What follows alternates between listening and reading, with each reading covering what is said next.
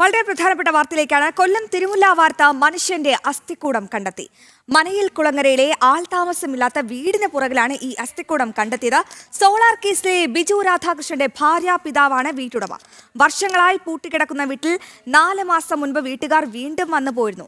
മധ്യവയസ്കനായ പുരുഷന്റെ അസ്ഥിക്കൂടമാണെന്നാണ് പ്രാഥമിക നിഗമനം. വീടിരിക്കുന്ന വസ്തുവിൽ തേങ്ങയിടാൻ വന്ന ആളാണ് അസ്ഥിക്കൂടം കണ്ടെത്തിയത്. പോലീസും ഫോറൻസിക് സംഘവും സ്ഥലത്തെത്തി പരിശോധന നടത്തി. ഈ വാർത്തയുടെ ഏറ്റവും പ്രധാനപ്പെട്ട വിവരങ്ങളുമായി ഞങ്ങളുടെ പ്രതിനിധി മനോജ് ചേരുന്നുണ്ട് കൊല്ലത്ത് നിന്നും. Manoj, good evening.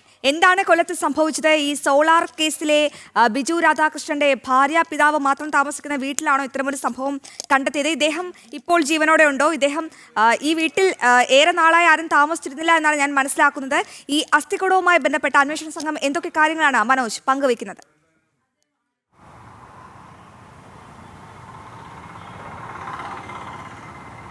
അശ്വതി, ആൾത്താമസമില്ലാത്ത വീടിന് പുറകിലാണ് ഇത്തരത്തിൽ ഒരു മനുഷ്യൻ്റെ അസ്ഥികൂടം കണ്ടെത്തിയത്. വൈകുന്നേരത്തോടു കൂടി, അതായത് ഈ ഉച്ചയ്ക്ക് ശേഷം ഒരു സമയത്ത് അവിടെ തേങ്ങയിടാൻ വന്നതും വീട് വൃത്തിയാക്കുവാൻ വന്നതുമായിട്ടുള്ള ആളുകളാണ് ഈ അസ്ഥികൂടം കാണുന്നത്. നേരത്തെ സൂചിപ്പിച്ചു, സോളാർ കേസിലെ പ്രതിയായിട്ടുള്ള ബിജു രാധാകൃഷ്ണൻ്റെ ഭാര്യ പിതാവിൻ്റെ പേരിലാണ് ഈ വീടിരിക്കുന്നത്. അദ്ദേഹം നേരത്തെ തന്നെ മരിച്ചു പോയതാണ് വിവരം. ഇവിടെ താമസമില്ല എന്നുള്ളതാണ് വിവരം ലഭിച്ചിരിക്കുന്നത്. എന്തായാലും ഈ അസ്ഥികൂടം കണ്ടപ്പോൾ ആദ്യം കരുതിയത് ഈ വീട് കുറച്ച് നാൾ മുമ്പ് തന്നെ ഒരു ഡ്രാമ ടീമിന് വാടകയ്ക്ക് നൽകുന്നതായുള്ള വിവരമാണ് ഇവരൊക്കെ അറിഞ്ഞിരുന്നത്. അത്തരത്തിൽ എന്തെങ്കിലും സംഭവമാണോ എന്നാണ് ഇവർ വിചാരിച്ചത്. പിന്നീടാണ് അതിൻ്റെ ദുർഗന്ധമൊക്കെ വന്നപ്പോഴാണ് അത് മനുഷ്യൻ്റെ തന്നെയാണ് എന്ന് തിരിച്ചറിയുന്നതും പോലീസിനെ വിവരം അറിയിക്കുന്നതും. പോലീസെത്തി പരിശോധിക്കുമ്പോൾ ഈ വീടിന് പുറകിലായി കിടന്ന നിലയിലായിരുന്നു. ഒരു നീല ഷർട്ടും ട്രാക്ക് സൂട്ട് പാൻറ്റുമായിരുന്നു വേഷമുണ്ടായിരുന്നത്. മുഴുവൻ ശരീരവും പോയിരുന്നു. അതിൽ അസ്ഥികൂടം മാത്രമാണ് ബാക്കിയുണ്ടായിരുന്നത്. പരിശോധനയിൽ മാസങ്ങൾ പഴക്കമുണ്ട് എന്ന് മനസ്സിലാക്കി. അതായത് ഈ വീട്ടിൽ 4 മാസം മുമ്പ് ഒരു പൂജയുടെ ആവശ്യമായാണ് ബന്ധുക്കളൊക്കെ വന്ന് പോയത്. അതിനുശേഷം വീട്ടിലേക്ക് ആരും വന്നിരുന്നില്ല. അവിടെ കാട് പിടിച്ച് കിടക്കുന്ന ഒരു അവസ്ഥയായിരുന്നു. ഇതിനിടെയാണ് ഇത്തരമൊരു സംഭവം ഇന്ന് ഉണ്ടാകുന്നത്. എന്തായാലും പോലീസെത്തി, ഫോറൻസിക് സംഘമെത്തി പരിശോധന നടത്തി. ഡോഗ് സ്ക്വാഡ് ഉൾപ്പെടെ വന്നാണ് പരിശോധന നടത്തിയത്.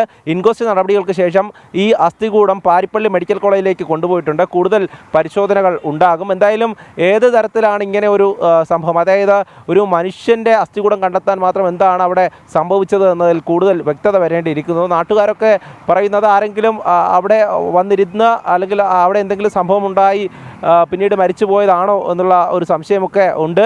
എന്തായാലും ഈ സംഭവം നടക്കുമ്പോൾ അവിടെ ഉണ്ടായിരുന്ന ആളുകൾ നമ്മളോടൊക്കെ പ്രതികരിച്ചിട്ടുണ്ട്.